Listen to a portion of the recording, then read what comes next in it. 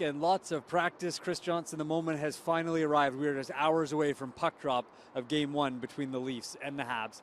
We got the chance to speak to a handful of Leafs and Habs players today, as well as both coaches.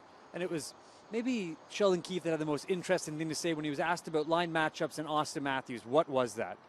Yeah, finally he's right. Look, there's no gray in this beard when the regular season ended, so it's been a wait here. And, I think what was interesting about Keefe there, Shawn, was that he mentioned that he's not hiding his top players from anyone. And, for longtime followers of the Leafs, that's certainly a departure from how his predecessor, Mike Babcock, would typically approach these things in a playoff series. I think it's also a reflection of where Austin Matthews and Mitch Marner are in their careers. Both of them finished top 5 in scoring in the regular season. He does have that trust in them at both ends of the ice. And I think it makes for a different kind of series here because, you might see Montreal perhaps pursue some of those matchups a little bit more, but I think for the Leafs it'll be about where the face-off starts and then just getting those top players in their rhythm as much as possible because that's the path to a victory in the series for the Leafs. Now, let's take a look at the goalie matchup. You have Carey Price, who has so much playoff experience, against Jack Campbell, who has no playoff experience. Just who has the edge in this one?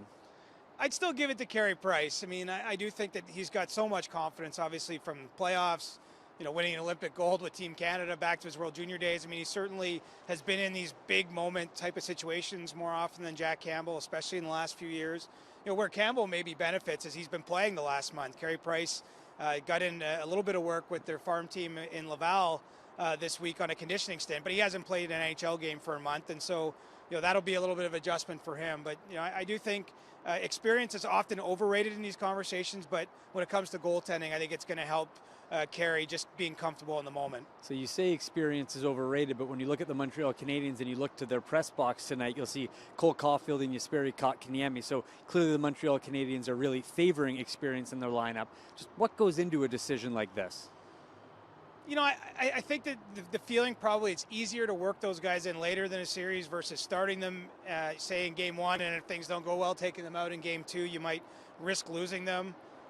To me, it's almost a little bit, though, of a safe move from Montreal's standpoint. I mean, look, no one has the Canadiens favored in this series.